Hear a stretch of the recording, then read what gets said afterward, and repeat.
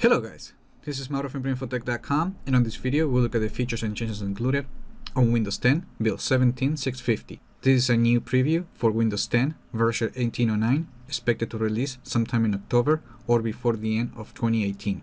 In this flight there is not a lot going on, but Windows Defender Security Center is getting updated with Fluent Design, including with the acrylic material transparency, as you can see on the left pane, and reveal highlight as you hover over any of the items of Windows Defender Security Center. Let me change to the dark theme so you can see this in more detail.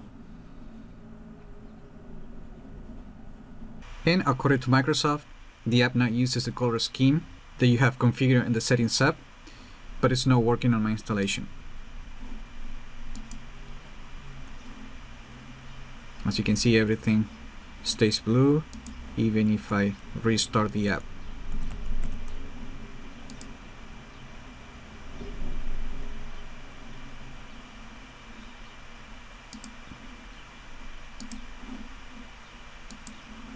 In addition, using the Windows Firewall, it's now possible to add rules for Windows subsystem for Linux processes, and the firewall now even will show notifications for Windows subsystem for Linux processes as well.